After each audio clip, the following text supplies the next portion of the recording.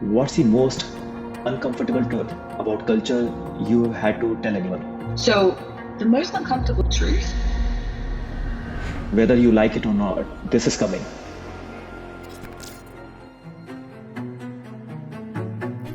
If you have to give a single advice to a 22-year-old, someone who is entering into workforce, when everyone has the same AI tools, what will be your advice to a 22-year-old guy? Do you think has flexibility become a competitive advantage now? I think, first of all, we have to differentiate. How do you solve those problems? At the core of that question really lies which values still serve us as an organization.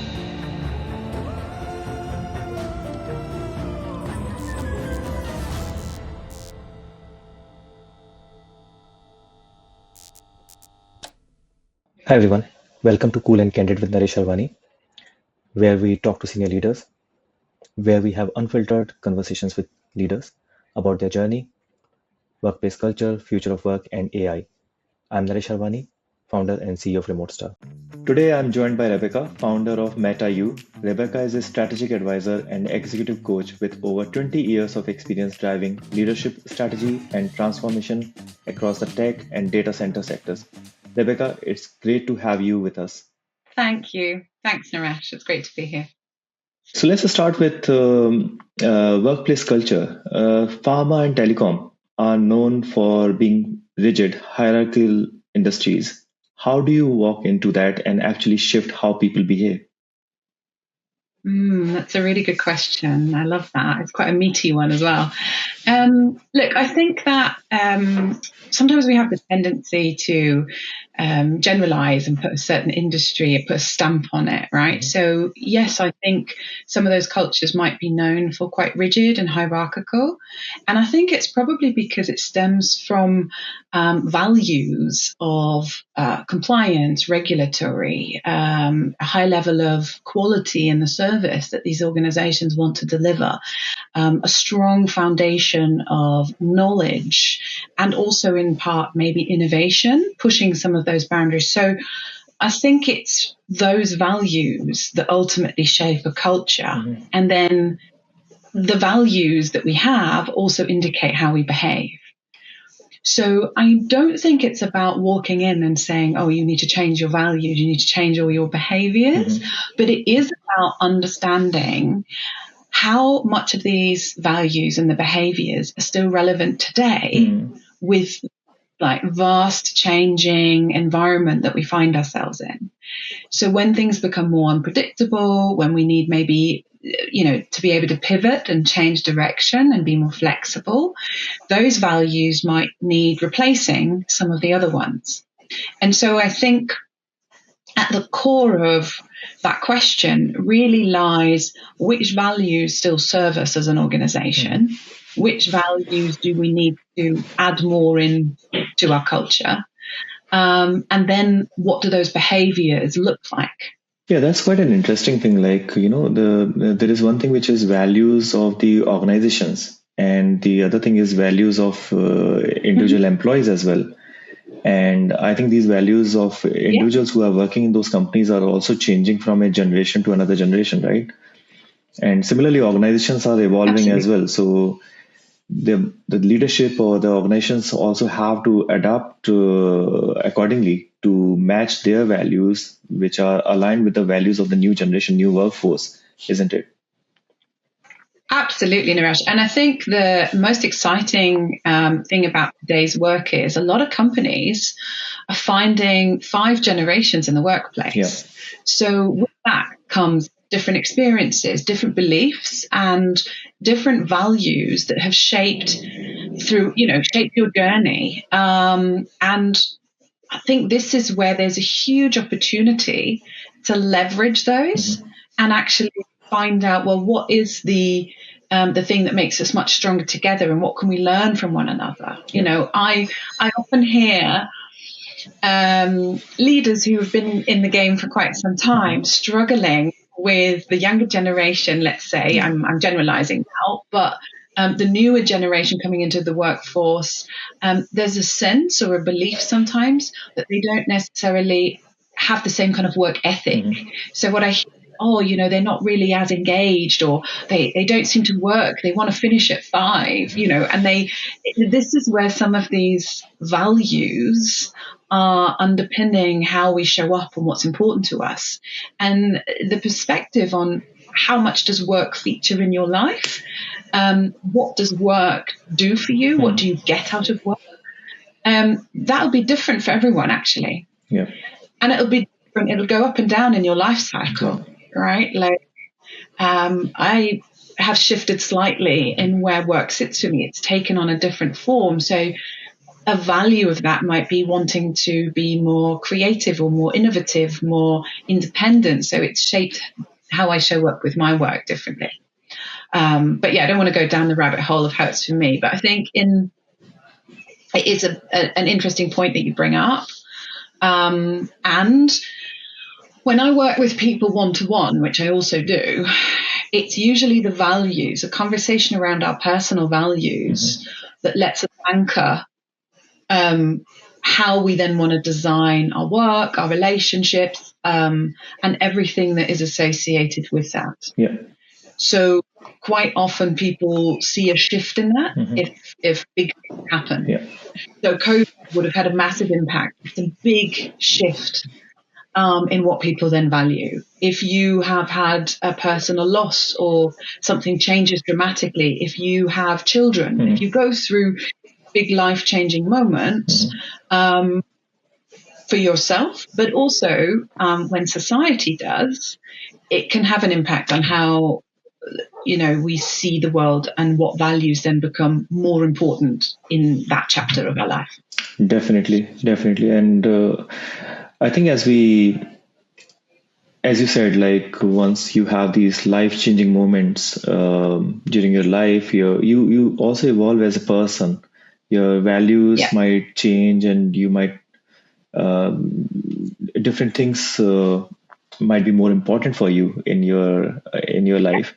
And also the world is much more connected now and global, and people are experiencing different cultures as well, and more rapidly compared to what we used to get exposed to maybe 20 years ago. But now with social media and everything, people are getting much more familiar with each other's culture. So you have worked with so many founders.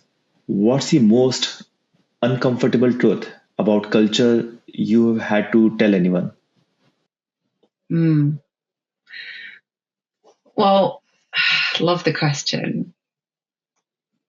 First of all, I think when it's uncomfortable, it probably means that there's some truth there, right? Because that's actually where we're like, oh, hello, something's not quite right. If it feels a bit uncomfortable, it's usually a learning opportunity. So the most uncomfortable truth is the point that if you've defined, just because you've defined your culture and you were clear on it when you founded your organization, it doesn't mean that that is the culture that you might want to sustain. So there's huge pride associated as a founder with the culture that you create. And when you start building, then when you start scaling, the question is not how do I retain the culture, but what am I also comfortable letting go of in service of my continued growth, right? Because if your organization is built on certain foundations, the culture needs to evolve. What your challenges were yesterday and how you came through them and survived and maybe even grew from them are not going to be the same ones that you'll face in the next 3 to 5 years or even tomorrow. So actually, founders often say, I'm really afraid that my culture is going to change. And that's okay. It's okay to fear that. However, the beauty is that it will change. But that is where you learn, and that is where your growth can come from. If you keep it insular, if you try to keep it the way it is, the unintentional consequence is probably that you'll stifle the people within that organization, and you will not necessarily evolve in the way that is best for your company and you as a leader. Yeah. So in a nutshell, it's almost, yes, feel uncomfortable, and actually your culture will change. Yeah. And founders really want to hear that. Yeah, actually, that's so. This reminds me. I was having a similar discussion with someone else, and when it comes to hiring and cultural fit, you should Mm-hmm. you should not look for a person who is a cultural fit. You should look for a person who is going to evolve your culture or make it even more better. Yes, exactly. So that's always, been my perspective. Let's not look to mirror what we already have, but look for the bits that they can add to our Yeah, culture. excellent, excellent. Right. And there is a conscious choice in that. I mean, if you're, depending on what your organization is, but let's just take the example from earlier, you have to evolve and become maybe more fast paced, maybe even feel more comfortable with not knowing, embrace greater innovation Yeah, potentially, testing, yeah, failing, and being comfortable with that. So you want to bring somebody or bring people on board who can add to those blind spots that you might have, or not add to the blind spots, add to the bits of your culture that are missing, because that's where your stretch is going to happen. yeah, yeah. But we are human, and we find it more comfortable to hire exactly kind of what looks like us, who talks, feels, hears, sees like us. That's how we're built, right? Yeah. It's a neuro system that is built like that. Yeah. That's a very good advice, actually. Yeah, never thought in that angle, right? That's really amazing. Okay, let's talk about remote work and flexibility. So, do you think has flexibility become a competitive advantage now, or is compensation still the biggest deciding factor for talent? Okay, so that's a big, meaty question. I think there's a lot in there, and you'll have different perspectives on it depending on who you speak to. I think, first of all, we have to differentiate whoever you're trying to attract, where are they in their career journey, right? I mean, when you think about covering for our basic needs, when you're starting out and maybe you're a graduate or you're looking for a graduate role, you want to make sure that you can sustain your baseline, right? You want to be also paid fair for the Yeah. work, like equal pay for equal work. All of those things are relevant, and you need to, in order to be competitive, you need to be in line with market or above, Yeah. because that's how market dynamics work, right? You can't pay below market and expect to have and hire above market talent. It's just not going to work. So pay will always remain something that's critical and really important. And I bring it back to the values, though. It very much depends on what that individual will value, where they are on their journey, and what's important to them. Someone, so I think there's no hard and fast yes or no answer. What I am hearing through some of the work that I'm doing is that people do leave organizations that are less flexible for greater flexibility. So, if you are an organization that doesn't embrace it, I think you're missing out on talent. I think you're also missing out on a greater diverse set of talent, because there is still the fact that a lot of women or those who have caring responsibilities have that larger burden.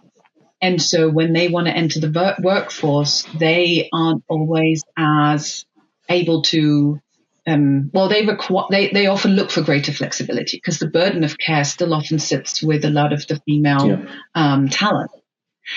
So if you can create an environment that allows them to do their drop-offs, where they can work remotely at times, and where that flexibility, not just in when you do your work, but how you do your work, that is suited to your strengths, then I think you have a real competitive advantage, particularly in markets where talent is scarce and people are more afraid, more fearful of moving and trying a new role, right? Yeah.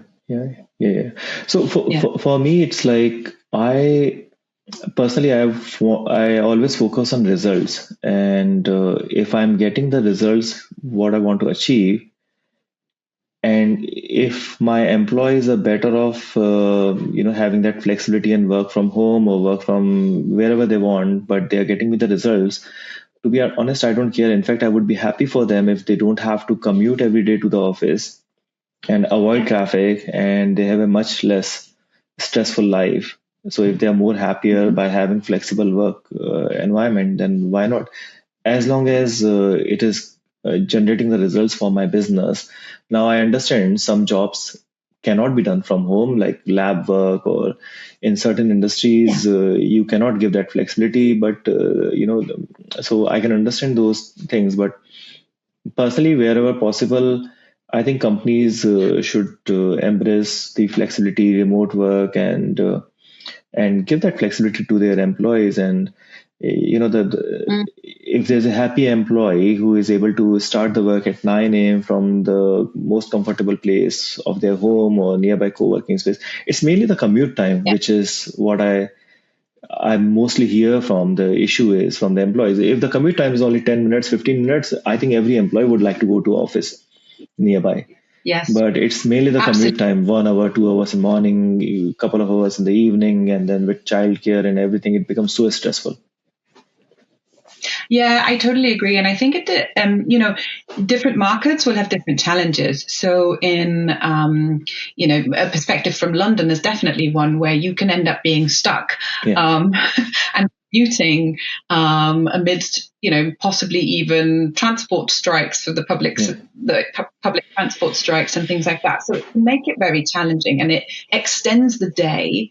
And so it starts to interfere with your sense of well-being as well, and how much you feel energized to even show up for work if you've already been stuck in traffic for an hour and a half, things like that. Okay. There are other markets, in Germany, for example, where this is proving a real problem. They have a more dispersed map of larger cities. So commutes tend to be, not so focused on one central location. You have more different locations. But I'm hearing this, like if someone's looking for a new job and their commute might be extended by 10 minutes, they're unlikely to actually go for the role. So that flexibility could give a lot of companies an advantage. And I agree that there are jobs that you just simply cannot do remotely. So what we do in our company is we have people across the globe, and we do some offsites every quarter, every 6 months. We do team building activities. But on a day-to-day basis, I want them to, not spend time commuting to office. And also, I don't want them to move into London or tier 1 cities where the cost of living is so high. Exactly. Yeah.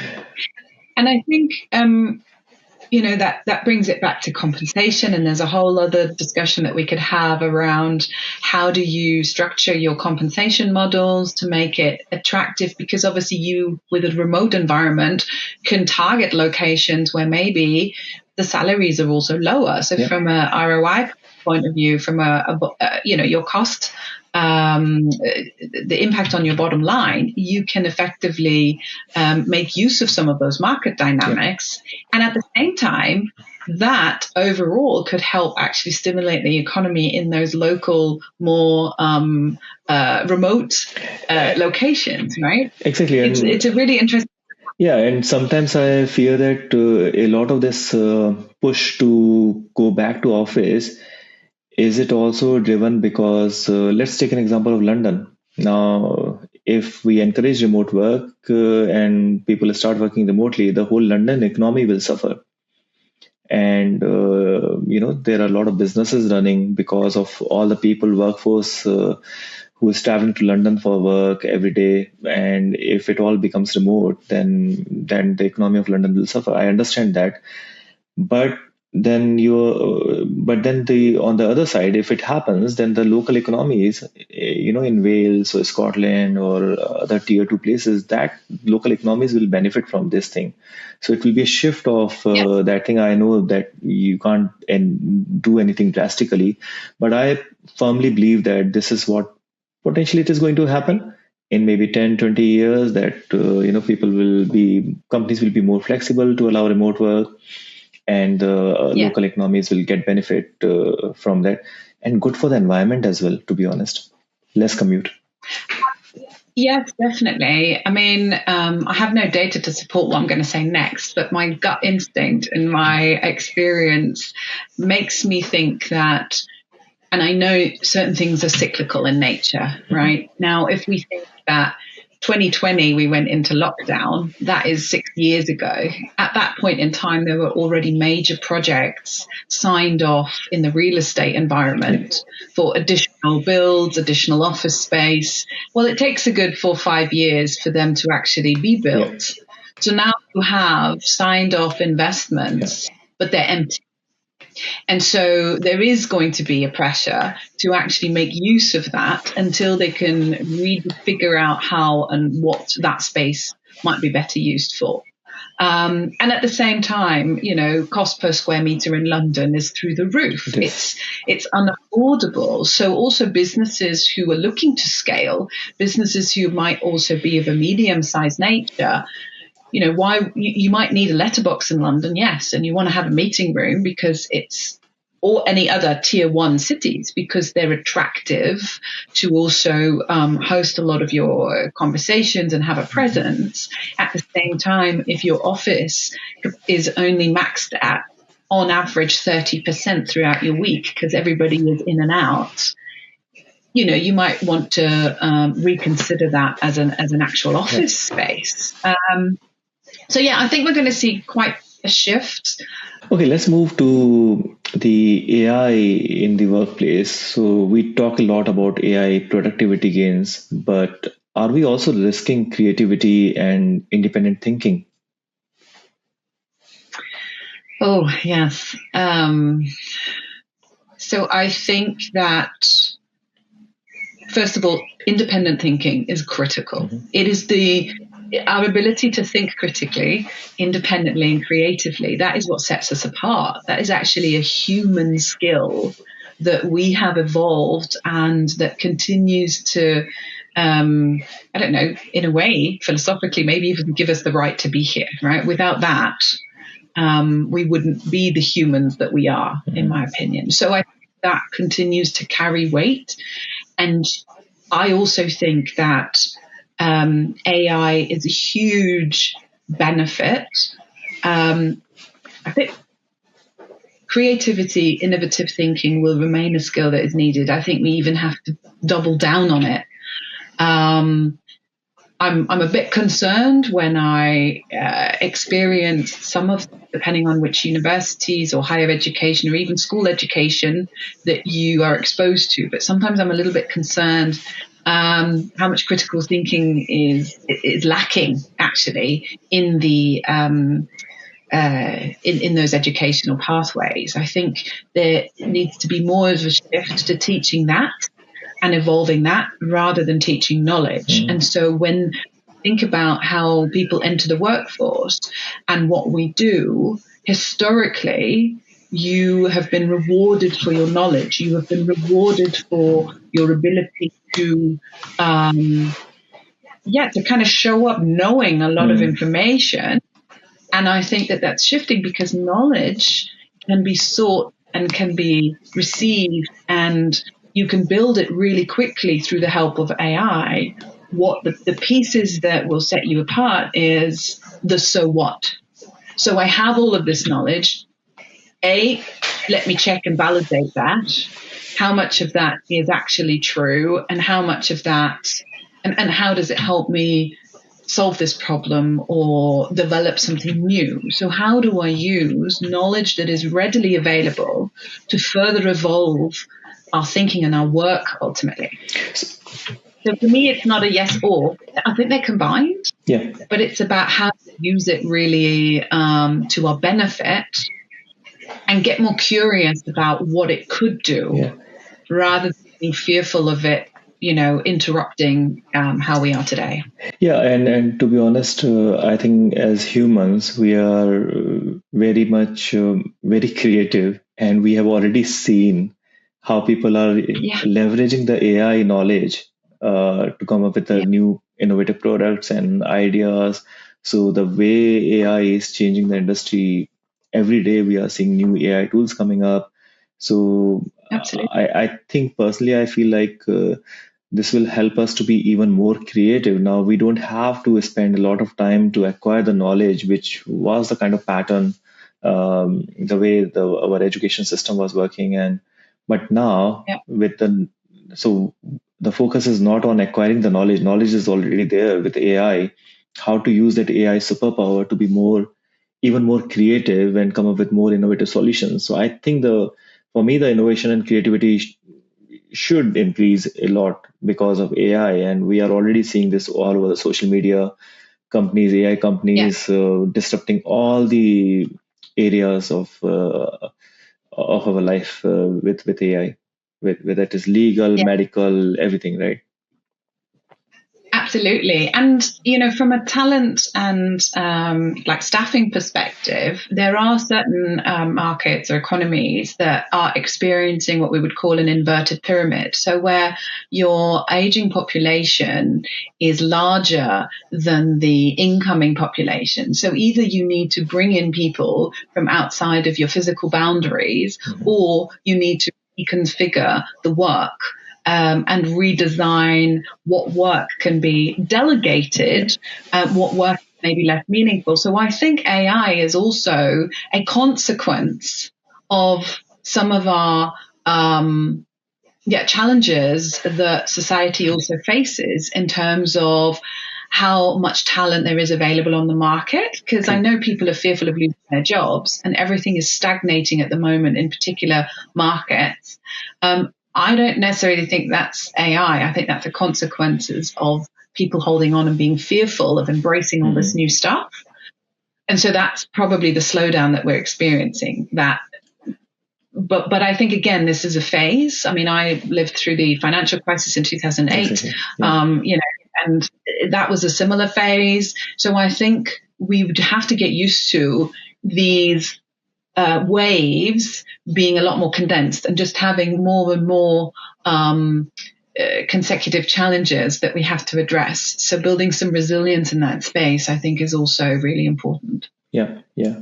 So that brings to me on my next question, which is, I think you have already answered. So there is a growing divide. So there are employees who are thriving with AI and those who feel left behind it. What do you think about it?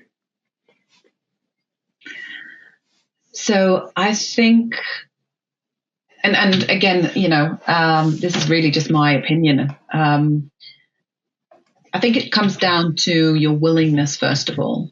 So are you curious? Are you curious to understand and learn something new that is effectively coming whether you like it or not? Yeah. Or are you by nature somebody who observes first and wants to have some proof of concept, wants to understand the risks and the opportunities before you start engaging with it? So we're all wired in different ways. And I think what we're seeing is those who have general appetite, curious, who lead with that, they're probably the ones that are testing it, playing around, trying all the different tools that they can get their hands on. They're also those people who are at the forefront of the innovation in this space. Yeah. And then people who are primarily maybe a bit more risk averse and a bit more on the back foot when it comes to accepting change are probably going to come to this at a later stage. So that might be the divide that we're experiencing. Yeah, as you said, whether you like it or not, this is coming.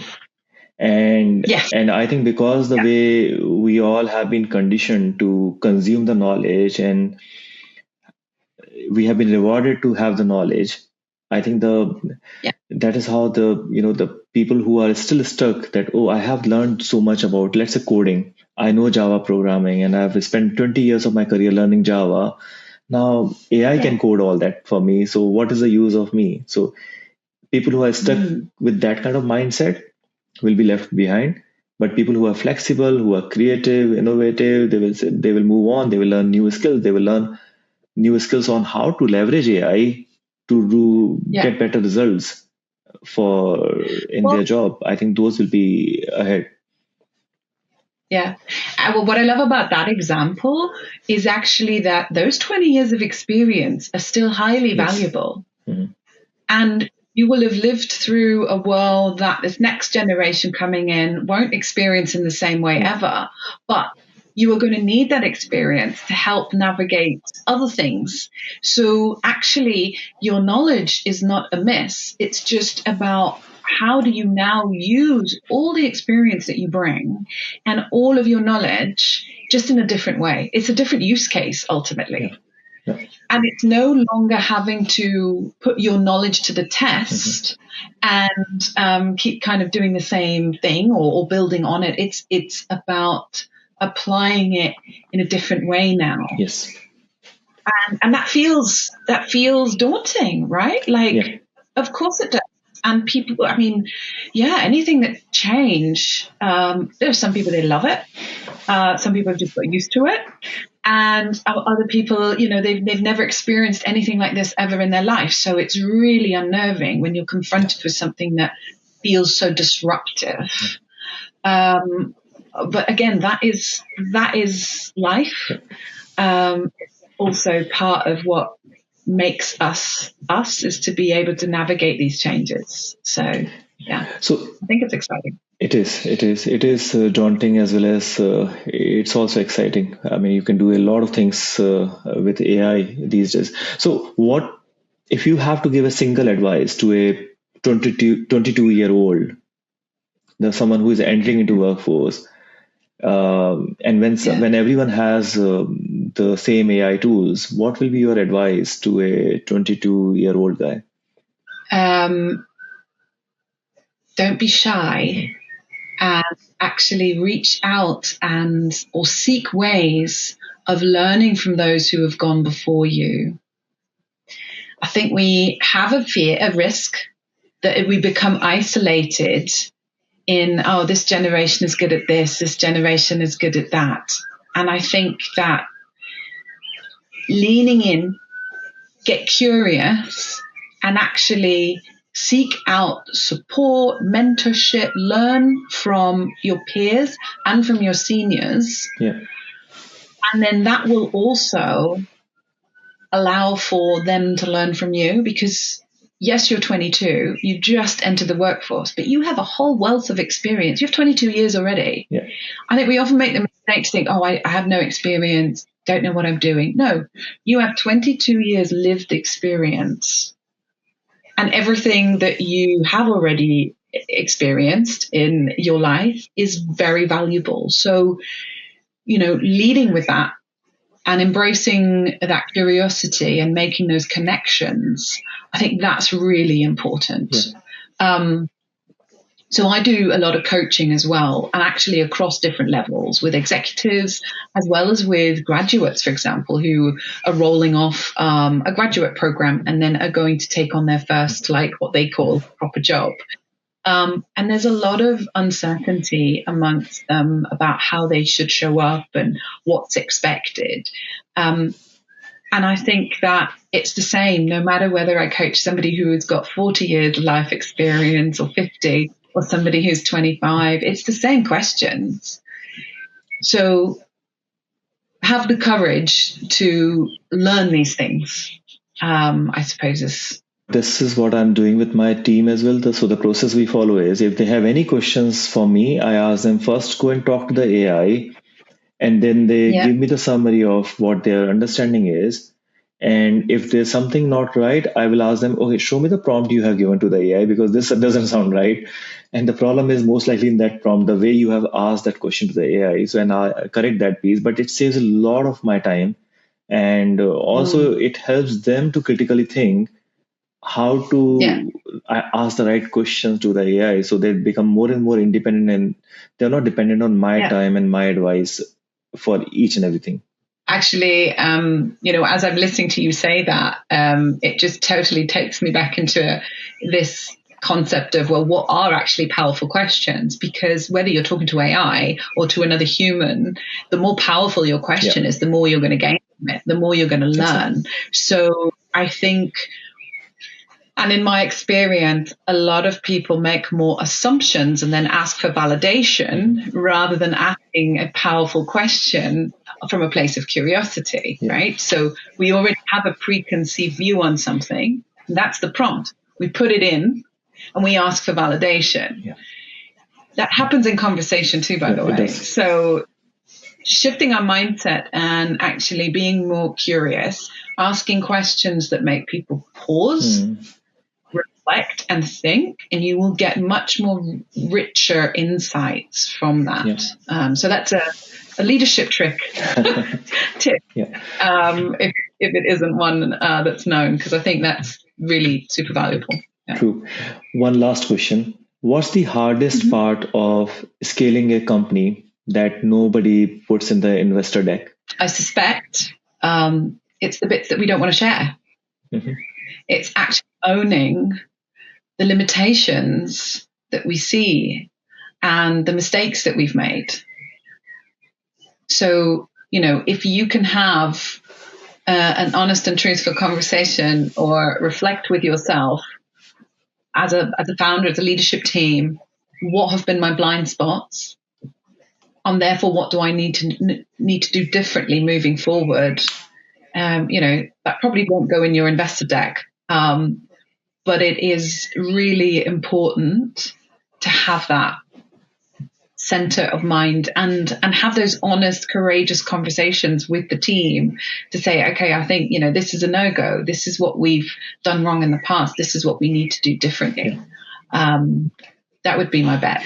Yeah, and also a lot of time, what we startup founders and investors, what they overlook is why would someone join their startup? What culture they have built? What is their leadership style? What is their employer branding strategy? How will they attract the right candidates? I mean, everyone can pay.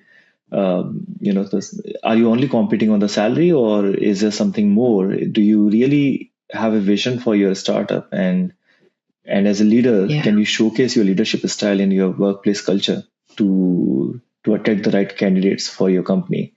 So, and it's not something you can build overnight. It takes the culture. It takes small things every day to build the right culture in your company, and then also to showcase it. Yes, you might have built the right culture, but how will you even market that culture to attract the right talent? It's not easy. No, absolutely not. And the vision is what people invest in. Yeah. Right? They buy your vision. They believe in the vision. That vision is only as powerful as you can actually create momentum around it. Yeah. So the culture and how you attract the people, how you are going to then also relate that to your clients, because that's the powerful piece, the culture that you have as an organization. True. All right, Rebecca, those are all questions from my side. Rebecca, thank you so much for joining me today. It was an absolute pleasure to have you on the podcast. And I really appreciate you sharing your insights on workplace culture, AI, flexibility, leadership. I'm sure our listeners are taking away a lot from this conversation. Thank you. If you enjoyed this episode, don't forget to like and comment with your biggest takeaway. Also, subscribe so that you don't miss on the conversations we have got coming next. Thank you so much for tuning in, and I will see you in the next episode.